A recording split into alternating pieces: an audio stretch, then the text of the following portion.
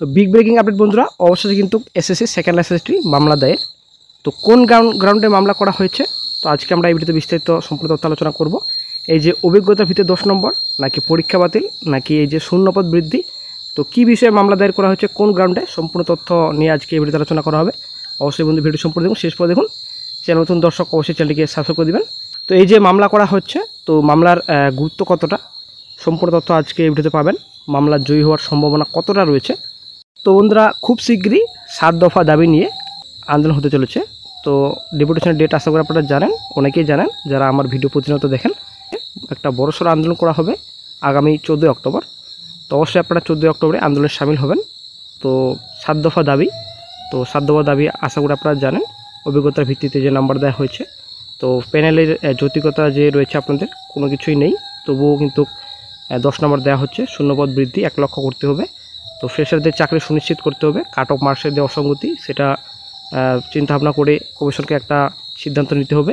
তারপর ইন্টারভিউতে সিসিটিভি দাবি। তো এই 7 দফা দাবি নিয়ে আগামী 14 অক্টোবর বড়সড় আন্দোলন করা হবে, নবান্ন অভিযান। তো অবশ্যই আপনারা আন্দোলনে সামিল হবেন। তো আজই 10 অক্টোবর 2025 নতুন চাকরিপ্রার্থী ফ্রেশার ক্যান্ডিডেটরা কেস করতে যাচ্ছে কলকাতা হাইকোর্টে আইনজীবী সুদীপ্ত দাস গুপ্তের চেম্বারে। তো ঠিক সকাল 11টার মধ্যে উকিলবাবুর চেম্বারে উপস্থিত হন। তো আপনারা সবাই সেখানে উপস্থিত হবেন। যারা যারা কেসের পিটিশনার হতে চান তারা এখনই যোগাযোগ করুন আপনার জেলার নেতৃত্বের সঙ্গে, কারণ হাতে আর বেশি সময় নেই। তো কোন গ্রাউন্ডে মামলাটি করা হচ্ছে, তো মূল গ্রাউন্ড একটাই, এই যে 10 নম্বর দেওয়া হচ্ছে এক্সট্রা। তো ইন্টারভিউ আগে দেওয়া হচ্ছে, ঠিক আছে। তো ইন্টারভিউ পরে যেন নাম্বার দেওয়া হয়, ইন্টারভিউ আগে যেন কোনো রকম নাম্বার দেওয়া হয়। তো এই বিষয়ে কিন্তু মামলা দায়ের করা হচ্ছে। আশা করি আগামীকালই কেস নাম্বার সম্পূর্ণ ডিটেলস আপনারা পেয়ে যাবেন। তো এখানে মোবাইল নাম্বার সম্পূর্ণ ডিটেলস দেওয়া হয়েছে, যদিও আমি হাইড করার কারণ ইউটিউবে কিছু গাইডলাইন্স রয়েছে, ঠিক আছে। তো টেলিগ্রাম গ্রুপে এবং ডেসক্রিপশন বক্সে আপনারা পেয়ে যাবেন সম্পূর্ণ তথ্য। নাম্বার যদি আপনারা চান অবশ্যই আপনারা ডেসক্রিপশন বক্স চেক করবেন। তো তারপর এখানে কিছু বলা হয়েছে এখান থেকে যে আপনার 2200 টাকা আপনি সঙ্গে নিয়ে আসবেন এবং সেই টাকা আপনি নিজ হাতে উকিলের হাতে দেবেন। টাকার দায়িত্ব আমরা কেউ নিতে চাই না। এবং এখানে বলা হয়েছে যে আপনি যদি কারো হাতে টাকা দেন সেটা আপনার দায়িত্বের মধ্যে পড়বে, কারণ সেক্ষেত্রে যদি টাকা মার যায় তাহলে কিন্তু কেউ দায়ী থাকবে না। তো সঙ্গে কি ডকুমেন্টস লাগবে এটা কিন্তু বলা হয়েছে। এসএলএসটি এখানে আপনাদের অ্যাডমিট কার্ডের জেরক্স লাগবে। তারপর এসএলএসটি আপনাদের যে ফর্ম করেছিলেন সেই ফর্মে আপনাদের লাগবে জেরক্স লাগবে। মাধ্যমিক অ্যাডমিট কার্ড লাগবে, আধার কার্ড লাগবে, ভোটার কার্ড লাগবে। সঙ্গে অবশ্যই 2200 টাকা আপনাদের নিয়ে যেতে হবে। তো এবার চলে আসছি মামলা, এই যে মামলা করা হচ্ছে, তো মামলা জয়ী হওয়ার সম্ভাবনা কতটা, তো অবশ্যই আপনারা নিজেরাও কমেন্ট বক্সে মতামত জানাবেন। এই যে মামলা করা হচ্ছে, তো কতটা সম্ভাবনা রয়েছে জয়ী হওয়ার। তো এর আগে কিন্তু আমরা হাইকোর্ট থেকে দেখে আসছি, হাইকোর্ট, সুপ্রিম কোর্ট, এসএসসি যে ম্যাটার, তো সব মামলা কিন্তু আমরা দেখে আসছি। সব মামলা কিন্তু ডিসমিস করা হচ্ছে, আশা করি আপনারা জানেন। তো এই যে পূর্বে এর আগে মামলা ছিল, অনেক মামলা ছিল অ্যাকচুয়ালি সুপ্রিম কোর্টে সব মামলা খারিজ করছে। তো অ্যাকচুয়ালি 90% মামলা কিন্তু খারিজ করা হচ্ছে। এবং হাইকোর্ট কিন্তু কিছু কোনো রকম হস্তক্ষেপ করতে চাইছে না, ঠিক আছে।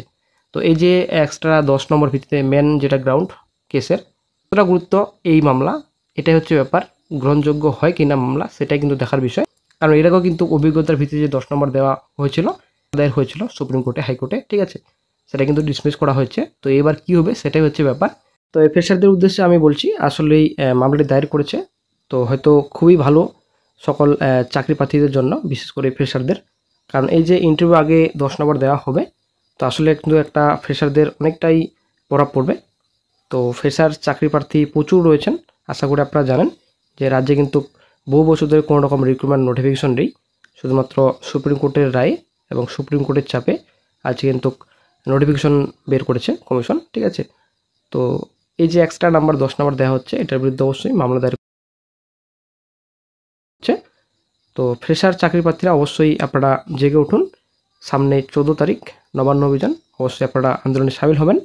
একদিকে মামলা দায়ের করা হচ্ছে, আরেকদিকে আন্দোলন করা হবে। তো অবশ্যই আপনারা জেগে উঠুন যারা ফ্রেশার চাকরি প্রার্থী রয়েছেন। তো এটাও কিন্তু ঠিক যে গেজেট অলরেডি প্রকাশিত হয়ে গেছে এবং গেজেটে কিন্তু সম্পূর্ণ লেখা রয়েছে যে 10 নম্বর দেওয়া হবে এক্সট্রা, ঠিক আছে। কিন্তু ইন্টারভিউ আগে দেওয়া হবে নাকি ইন্টারভিউ পরে, সেটা হচ্ছে ব্যাপার। এবং গেজেটে যদি সত্যি ঠিক সম্পূর্ণভাবে লেখা থাকে যে ইন্টারভিউ আগে দেওয়া হবে, তাহলে কিন্তু অবশ্যই ইন্টারভিউ আগে হয়তো দেওয়া হতে পারে। কারণ গেজেট দেখেই কিন্তু আমরা পরীক্ষা দিয়েছি, আশা করি আমরা জানি। যদি গ্যাজেট বের করার পরেই যদি এই মামলা দায়ের হতো তাহলে আলাদা রায় আসতো। তবে হাইকোর্ট কী হিসেবে এই মামলাটি দেখবেন সেটাই হচ্ছে ব্যাপার। দেখা যাক ফিউচারে কী হয় সেকেন্ড এসএসটি মামলা। তো পরীক্ষা বাতিল নিয়ে কিন্তু কোনো রকম মামলা দায়ের করা হয়নি, শুধুমাত্র এক্সট্রা যে নাম্বার রয়েছে 10 নম্বর দেওয়া হচ্ছে, ইন্টারভিউর আগে যেন না দেওয়া হয়, ইন্টারভিউর জন্য পরে ফাইনাল মেরিট লিস্টে যেন যোগ হয়